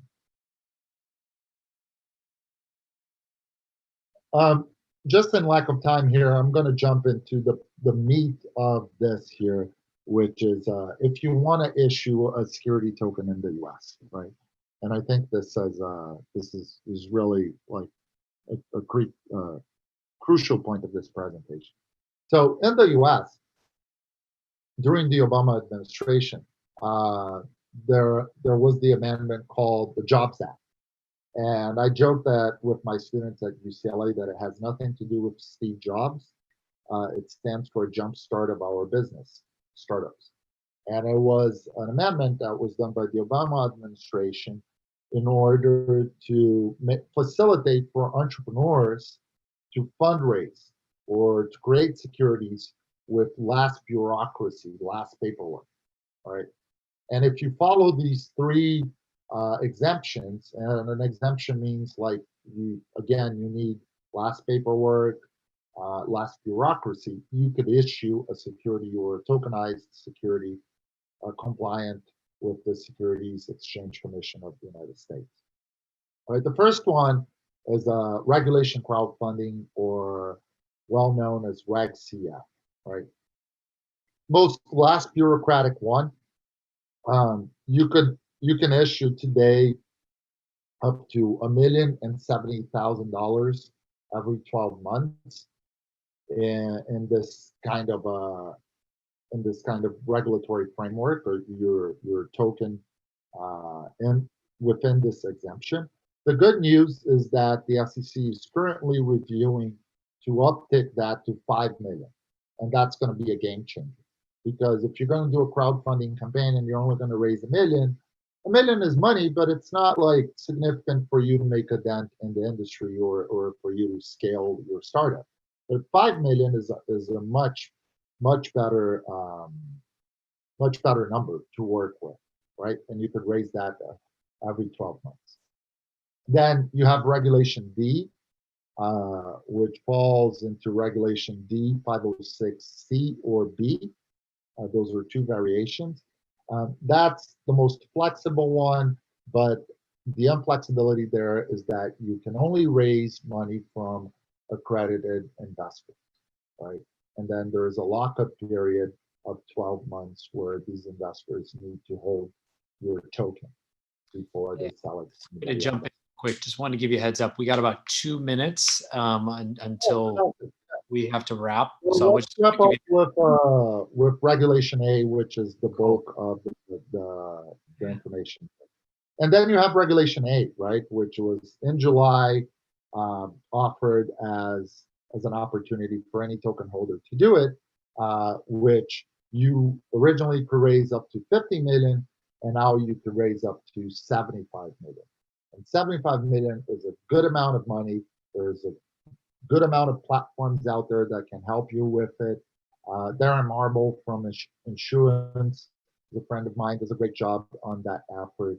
And that, just to wrap through here, these are some of the places around the world that are jumping on this bandwagon and have clear regulation about how to do this. United States, Canada, Bermuda, Brazil, Cayman, Bahamas, Europe, France, Estonia, Australia, Gibraltar, Switzerland, Malta, Germany.